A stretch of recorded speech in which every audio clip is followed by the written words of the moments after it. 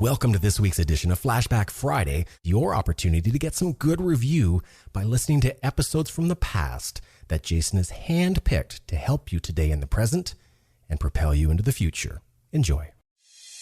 This show is produced by the Hartman Media Company. For more information and links to all our great podcasts, visit hartmanmedia.com.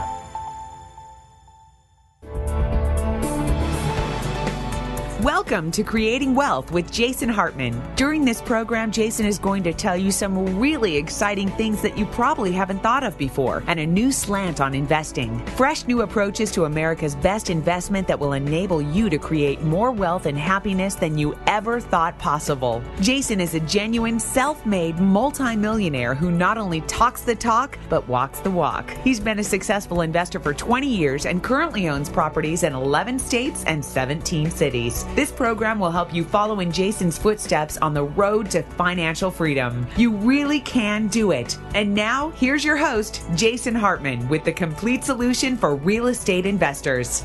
Welcome to the Creating Wealth Show. This is your host, Jason Hartman. This is episode number 441. Thank you so much for joining me today for episode 441. And gosh, I tell you, you know what really makes my day? It's getting great reviews, and thank you for these nice reviews that I've had lately. I appreciate it. You know, I ask you guys, I finally actually asked for listeners to write some reviews on iTunes or Stitcher, and you've been doing it. So thank you so much. I appreciate it. I just thought I'd share a couple, and I don't know who you are all the time because a lot of these are, you know, sort of screen names like iTunes handle names. But one is from CSTJKA in the U.S. I don't know exactly where. It says, great ideas and fresh approach, 5-star review. The first thing you notice about this show is the level of the guests. These are truly some of the best in the business, and they are so willing to share their expertise with the audience. Then you find that the real lasting value of the podcast is the ability to share investment concepts in a way that's relatable to all. Great job, Jason. Keep it up. Thank you so much. You know, that's what keeps me doing this stuff, is this awesome feedback and these reviews. So I appreciate that. And then last week, we actually got 3 more reviews. And so the next one, real quickly, this one comes from Jade. And Jade is also in the U.S. And actually, do you know, you may not know this, listeners, there are foreign versions of iTunes for many, many different countries. I can't remember how many there are. So occasionally I go in and look at the foreign reviews too, and that's really cool. I did that, about 2 months ago, and I noticed we got a very nice review from someone in Japan, another nice review from someone in New Zealand, I think it was, and another Australia, 2 down under people, and both gorgeous places, New Zealand and Australia. Wow, love it. Anyway, so I love these reviews. Thank you. Keep them coming. I appreciate it. So this one is from Jade in the U.S., 5 stars. I love Jason's podcast. Awesome informative interviews, tangible strategies, and usable ideas. Right on. Then the next one is a great, well-rounded financial education. And this is from RMIC2. So that's obviously probably an abbreviated name. I don't know exactly. But anyway, it says, and this one's 5 stars also. Thank you very much. It says, excellent information about real estate investing, but I really love the broad spectrum of financial expert guests. I'm learning so much about global economics. Keep it coming. Thanks, Jason, for this gift. And then the next review, and this is the last one I'll share with you, is from Jake Robert. And it says, snap, 5-star review here. And it says, what an awesome podcast. Jason gives you real-world advice on investing. He breaks down the political and economic reasons why rental properties are the best thing since sliced bread. And I agree with that, by the way. They are. Although sliced bread isn't a bad invention. I guess, I don't know. Maybe we need to do a new saying for sliced bread. Is it better than Velcro? Is it better than the light bulb or the wheel? Well, it's better than sliced bread at least. Anyway, going on here, it says, this was the first real estate podcast I stumbled upon in 2 years, and I have purchased 4 rentals, let me say that Jason is right on the money. I have learned more in financial education in this podcast than in grade school, high school, and 2 hazy years of college combined. This podcast changed my life. Thank you so much. Gosh, what awesome reviews. I really appreciate that, folks. Thank you very much. And please, if you haven't reviewed the show, even if you're not as positive as those, go make a review. We'd love your feedback, so please do that. Just don't harass me about my political comments. That's the only thing I ask. You want me to be honest and tell you what I think, right? So try not to censor me, even if you disagree with me, okay? All right. Our guest today will be from Yahoo Finance. It's Jeff Macke, and he has some really interesting concepts and things to share from the Yahoo Finance side, and you probably read their stuff out there, I'm sure.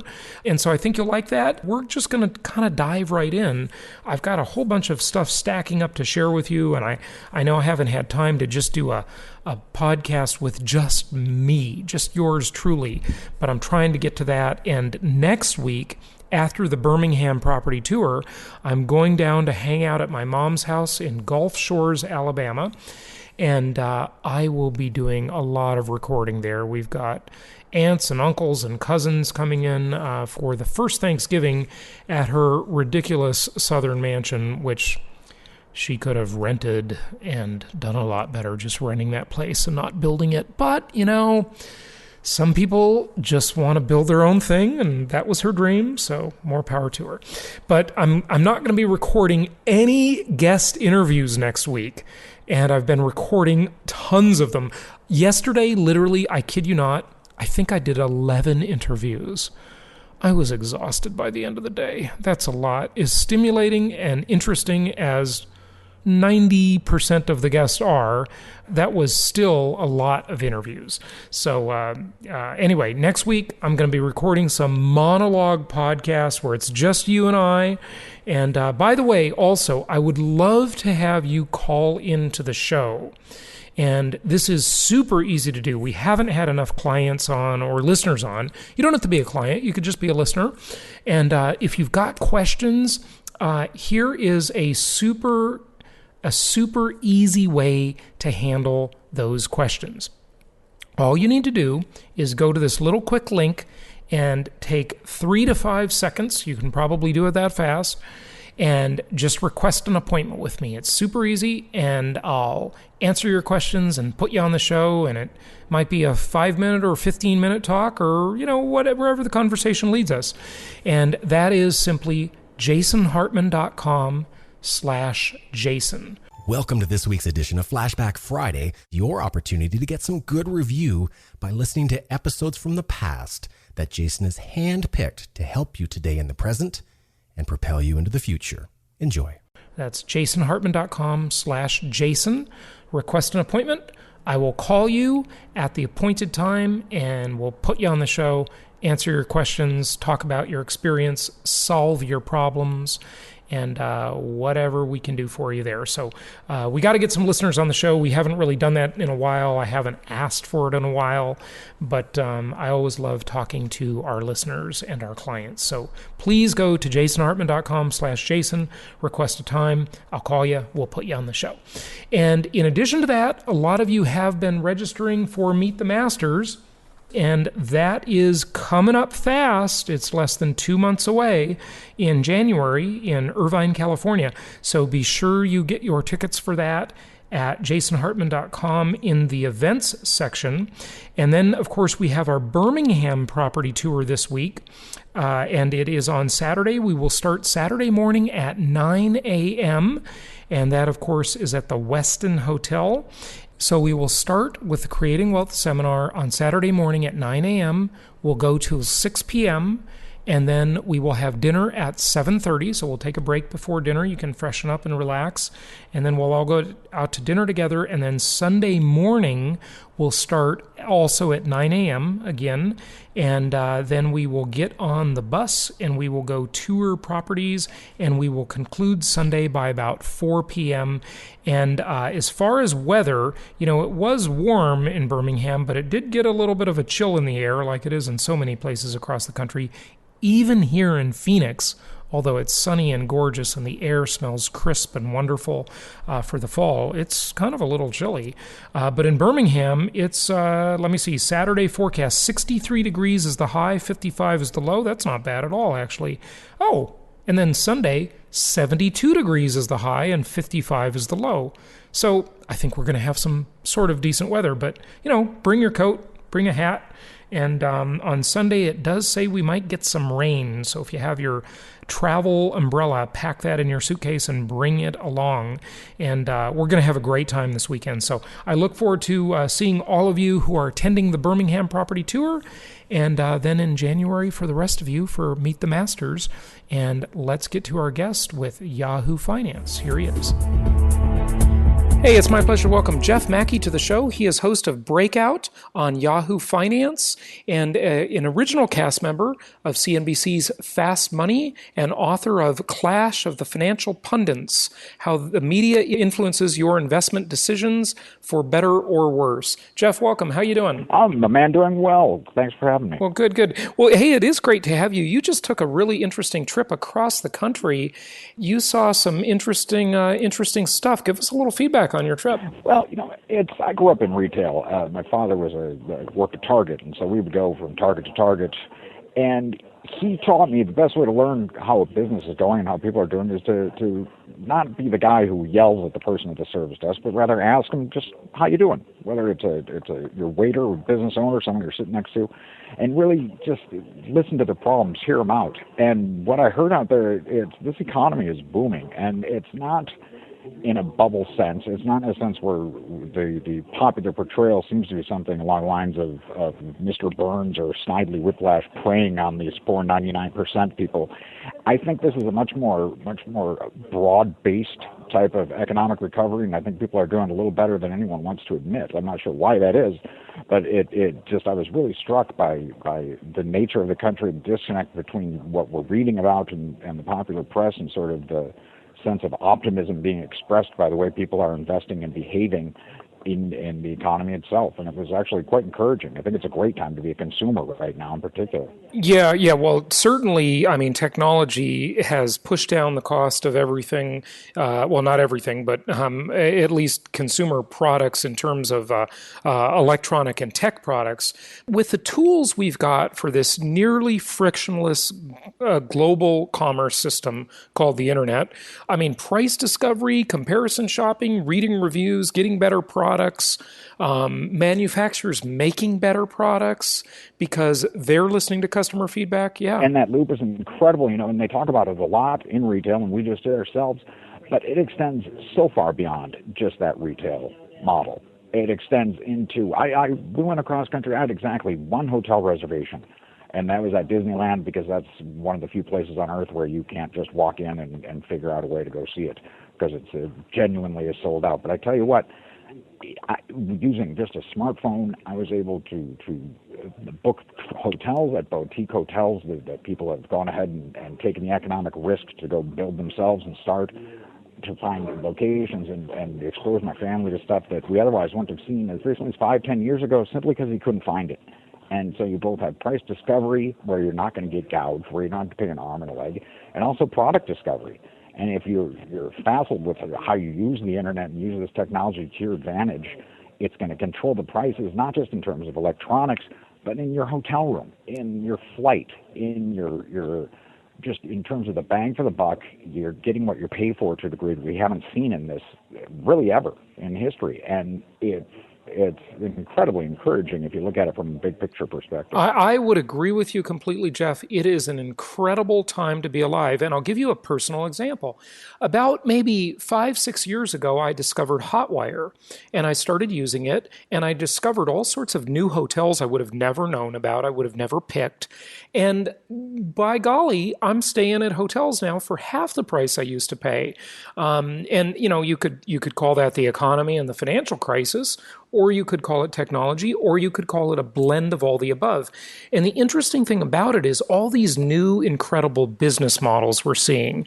When it comes to Hotwire, for example, hotels can have a risk-free way, and same with Priceline. I don't want to be, non-agnostic. I'm not promoting the brand. I'm just saying conceptually it's an interesting technology because it allows the hotel to give away a better price without putting it on their brand. They can hide their brand name until after you book the property. And so they can go ahead and advertise a lower price without you knowing who they are until afterwards. An incredible idea, only possible because of modern internet-oriented technology. And if you marry that with some human interaction, and it's a funny story on Priceline because one of the ways I was able to use technology to my advantage was when Priceline actually had messed up one of the one reservation that we did have. And I found an alternative just because I was friendly and got to talk to the person at the front desk who happened to work at another hotel in the Venice area. It was extraordinary. And so when you merge this technology with a sense of optimism and just culturally with just a little common sense and a little human interaction face to face, you come up with just this, it's almost alchemy. It's just such an incredible time. It is definitely amazing. And then let's talk about the ride sharing opportunities, with companies like Lyft and Uber and the rest of them. I mean, we're putting to work assets that have just been dormant, whether they be people assets and human resources or cars that were sitting in garages before are now being used, and so it's just so much more efficient. It really, really is incredible. And we ain't seen nothing yet, as the old saying goes. I mean, the next 5 years are just going to blow all of our minds with biotech and nanotech. And if you think about the inefficiency out there, it's when they put the price tag, I think it was $17 billion in Uber's last round. And people said, well, that sounds outrageous. But if you think about the economic inefficiency, just if you fly into where I'm in Manhattan, in JFK, you've got a line of several hundred people deep waiting for cabs. You've got a dozen cabs waiting there, and they're all flowing through one dispatcher standing centrally located. That's the same business model they had 50 years ago, literally. The exact same model. It's wildly inefficient. You're wasting millions of dollars every single day just standing there, and we suddenly just created this app where not only does that work at JFK, but you're also creating markets where you can't go outside and hail a cab. In the vast majority of this country, it's just not something that you can do. You just can't get a ride. You can't hail a cab. You can't call a cab. We don't live in that. There's probably Chicago, New York, LA, or maybe the three cities where you can walk outside and hail a cab from the curb. Well, now all of a sudden you've opened that up to any market in the United States through this Uber, Lyft type of model. It's incredible. It's light years from where we were. It is a light year advance. Let me take the pessimistic side for a moment, though, because, we hear, all of this bad news. We hear about the unemployment rate and the underemployment rate, which means, people with college degrees and massive student loan debt now topping $1 trillion, possibly the next bubble. I'd love your comments on that. They're delivering pizza, working at Starbucks, driving an Uber car. I'll give you a great example. I was in an Uber car a few weeks ago, and, I always ask the drivers, do they do this full time? What's their background? What did they do before? I'm always curious about that, as you are. And this guy said he was an investment banker. He worked on Wall Street, and here he's driving an Uber car. And I'm thinking, oh my gosh, our economy is not allocating resources very well, is it? This guy's got a master's degree. Well, I don't know. Having worked with a lot of investment bankers, he's probably adding more societal value now than he may have been before. Fair enough. I'll agree with you there. But I hear you on the underemployment, and it's interesting. It's one of those things that's hard to define. I would never want to hire someone who didn't think they were underemployed because you always want that sense of ambition and upward striving. But we do need a societal rethink on how we go about and what the goal is of our college education. I'm not sure how much of a value you're going to place on some of the softer sciences. I was a psych major with a film studies double major type of construct out of college. And I'm not sure that those have both served me relatively well socially and in a lot of different ways, but I'm not sure what value they themselves have in terms of what job you should be able to just be entitled to after that. I think that the real issue for the culture is whether or not it's not whether or not your college degree is going to get you entitled to earn a living at a certain amount of money, but whether or not your hard work and your ability to add economic value is going to get paid. And as long as it's not a situation where you can't find a job, if your goal is to make money, you're unable to do that, I think we're okay. There are some jobs that simply are never going to pay that well because the capitalist system doesn't benefit them that way. And that's really where the question is. But we're giving out so many college degrees, so many more people are going to college, and they're graduating, and they're simply not coming out with skills that are necessarily commercially applicable. And it's a huge problem, a growing problem, but it's not one that I think tips over the economy, despite the fact that it's staggering sums that are at work there. There's enough money and enough sort of wherewithal that we're not going to put ourselves out of business through our own student debt. Mm-hmm. Okay, so what's going to happen with that student loan debt? Because it's not dischargeable. I mean, are these kids really going to just be indentured servants? You know, they are underemployed. I mean, you know, many of them are. Well, they are. It's a matter of what you want to do. Are they able to find jobs? Are they choosing to work towards their passion or towards just the commercial application? You know, you can't. The American dream is not to get paid a ton of money doing exactly anything that you know, your heart desires. The truth is, you got to put some elbow grease into it and work. And so it's not indentured servitude, but if you know, my first job out of college was I worked at Macy's and I sold men's shoes. I didn't love that job, I'll be honest with you. And so I worked hard to get out of that job to be upwardly aspirational. Now, it worked out okay for me, but it took some effort, and that was a hard adjustment, and that was something that is just part of the training society. I'm not sure what the answer is to the ugly side of this capitalist system, but you know what? It's going to take work, and it's going to take something that people are going to have to not necessarily live a lifestyle where they're going to be an NFL quarterback or live their dreams. They're going to have to do some stuff that they wouldn't necessarily dream about, with the idea that maybe it'll pay off over time as they work their way towards what their vision is for themselves, not necessarily as a 22-year-old, but someone when they're 45 or 50 years old. You know what's fascinating to me, Jeff, and I haven't not reconciled this. I'm just going to admit to my audience, I think about it all the time, and I want to know, I want to have a prediction for what this is going to mean, because I think it's going to be huge, and that is the area of robotics. I recently watched a 10-minute video. It was very interesting, that talked about how, 45% of the jobs nowadays can be automated within the next several years. And one of the main ones, we talked about Lyft and Uber, is transportation. We're on the heels of a driverless car, and that just changes the game in so many ways. They had one of those driverless semi-trucks here in Arizona, I guess, recently.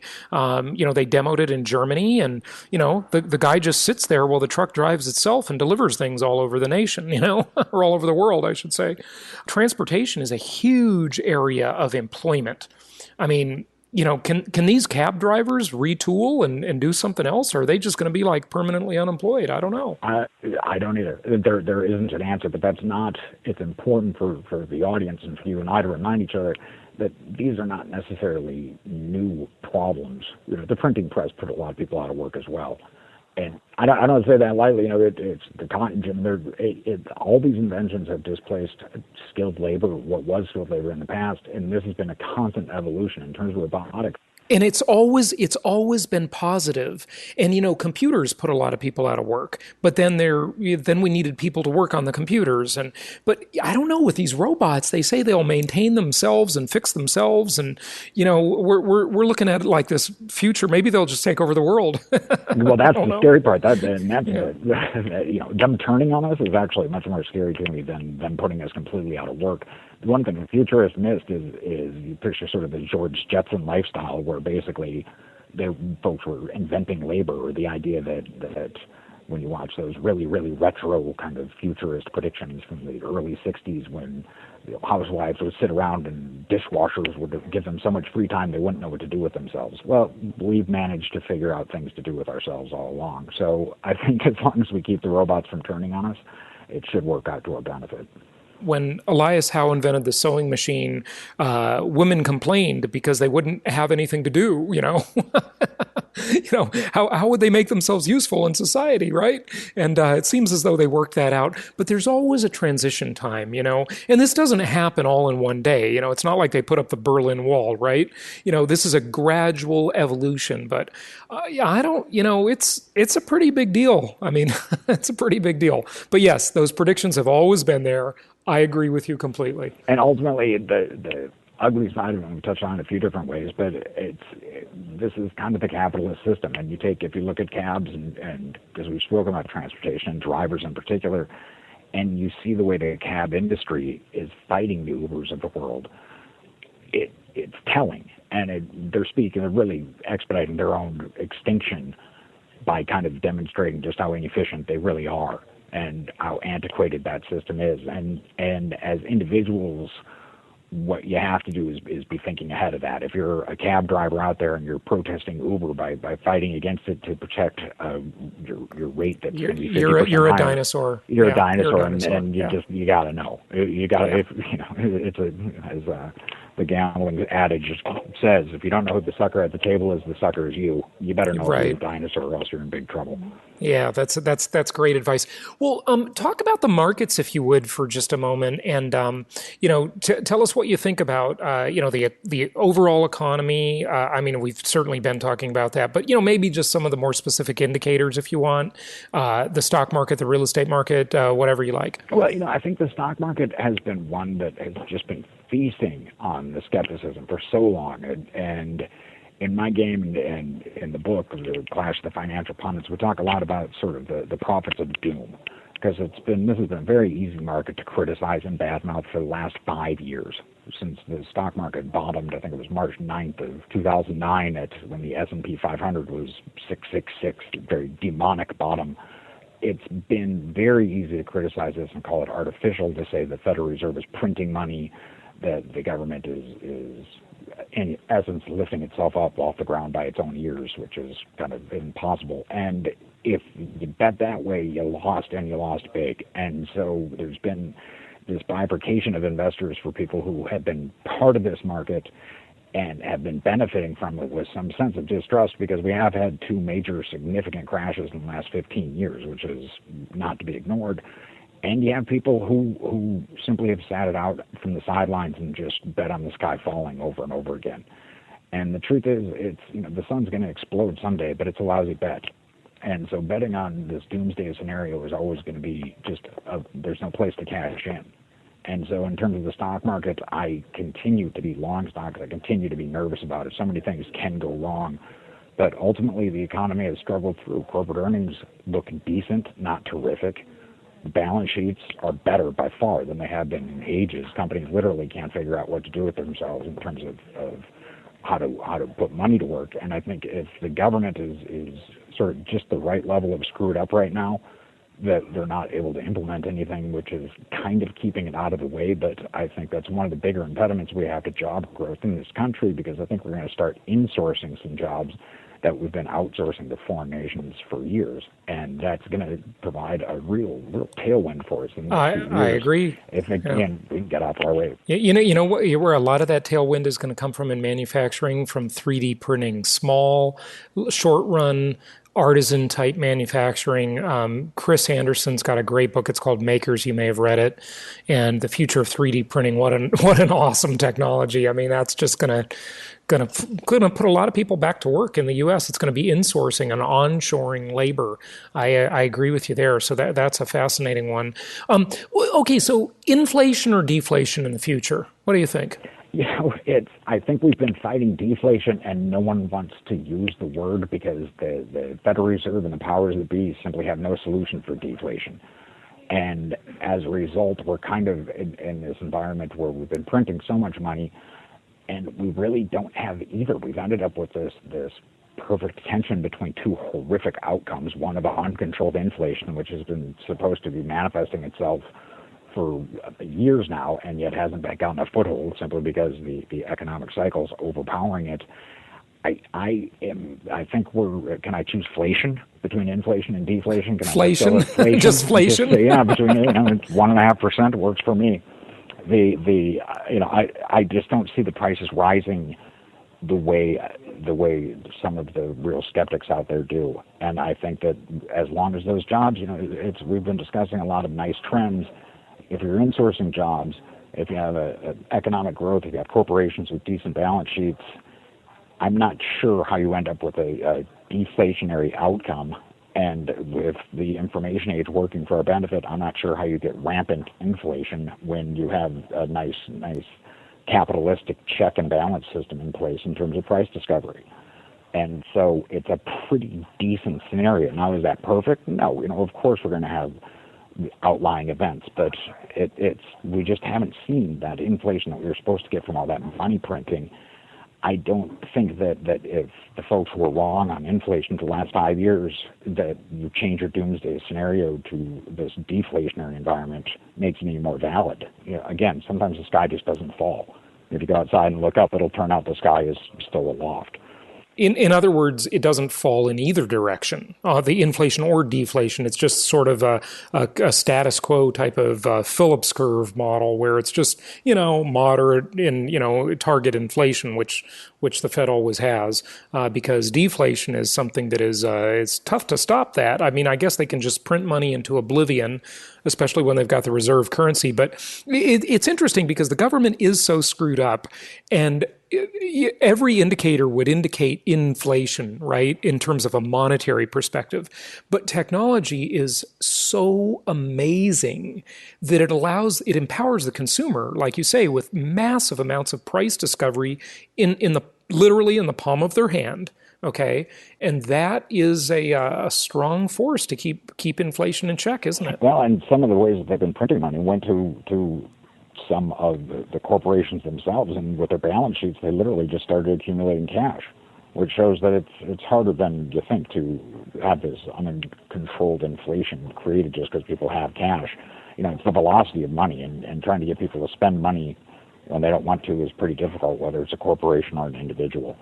So, right. The interesting thing is investing for it, though. See, in my eyes, you got to prepare for either scenario, right? So if it's inflation, then, commodities and long-term low fixed rate debt is going to be an asset to you. In my eyes, rental properties, income properties. And if you have deflation, you're just going to be looking for yield at anywhere you can get it. So you got to have dividend paying stocks or cash flowing assets. All the gold bugs are going to be, good luck eating your gold. Right. I mean, they're going to be dying, and they have been. They've been wrong for so long. I mean, all of these doomsayers. I remember Howard Ruff in the 70s, and then I had him on my show a couple of years ago, and it's like, I don't know, maybe he's finally going to be right, but I'm not seeing it yet, at least, Well, and I read about this in the book. There's a couple ways you can make a living as being a pundit. One is to make people money, which is pretty hard to do, and the other is just to scare them, because it always sounds right. That would be the legitimate way, make the money. Sure, and that's part of what's motivated me is I've enjoyed kind of trying to keep people out of the rat traps of finance. And I like participating. I had a hedge fund, and I like that work, but I like working with larger audiences more, and trying to kind of explain Wall Street while still participating in it is much more gratifying to me. But what you see as part of that is you see the industry that is just selling fear, because it always sounds so smart. It always sounds like you're so in the know that this currency is going to collapse, even though the argument doesn't make a ton of sense when you get down to sort of the nuts and bolts of how your gold bricks are going to buy bread at the A&P. That never made much sense to me. But at the same time, boy, they've sold a lot of newsletters, a lot of books, and a lot of gold mining, gold chip certificates, all the entire industry of the doomsday scenario.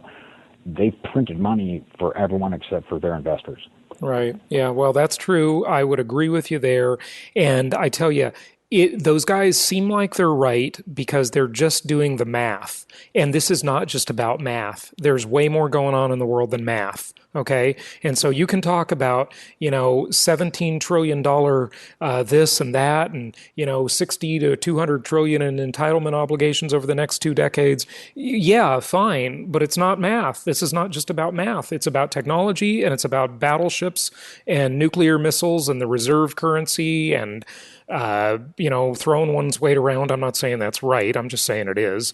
Never forget that economics is a social science. Yeah, right. Social science. We're not doing moonshots here. We're trying to figure out how people are going to behave. Yeah, very good point. Very good point. Well, hey, this has been a great discussion, Jeff. And give out your website. Tell people where they can find you and read your great material. Head over to Yahoo Finance, and they're every day under Yahoo Originals, and you can find my work along with a bunch of other contributors. We got kind of an all-star cast, and so I would encourage everyone to make it their homepage and check us out. Good stuff. Good stuff. Well, Jeff Macke, thank you so much for joining us today. Absolutely. It's my pleasure. I've never really thought of Jason as subversive, but I just found out that's what Wall Street considers him to be. Really? Now, how is that possible at all? Simple. Wall Street believes that real estate investors are dangerous to their schemes because the dirty truth about income property is that it actually works in real life. I know. I mean, how many people do you know, not including insiders, who created wealth with stocks, bonds, and mutual funds? Those options are for people who only want to pretend they're getting ahead. Stocks and other non-direct traded assets are a losing game for most people. The typical scenario is you make a little, you lose a little, and spin your wheels for decades. That's because the corporate crooks running the stock and bond investing game will always see to it that they win. This means, unless you're one of them, you will not win. And unluckily for Wall Street, Jason has a unique ability to make the everyday person understand investing the way it should be. He shows them a world where anything less than a 26% annual return is disappointing. Yep, and that's why Jason offers a one-book set on creating wealth that comes with 20 digital download audios. He shows us how we can be excited about these scary times and exploit the incredible opportunities this present economy has afforded us. We can pick local markets untouched by the economic downturn, exploit packaged commodities investing, and achieve exceptional returns safely and securely. I like how he teaches you how to protect the equity in your home before it disappears and how to outsource your debt obligations to the government. And this set of advanced strategies for wealth creation is being offered for only $197. To get your Creating Wealth Encyclopedia Book 1, complete with over 20 hours of audio, go to jasonhartman.com/store.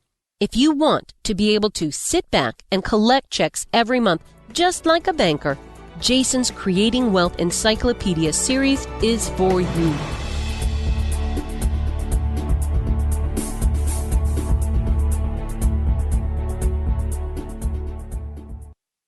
This show is produced by the Hartman Media Company, all rights reserved. For distribution or publication rights and media interviews, please visit www.hartmanmedia.com or email media@hartmanmedia.com. Nothing on this show should be considered specific personal or professional advice.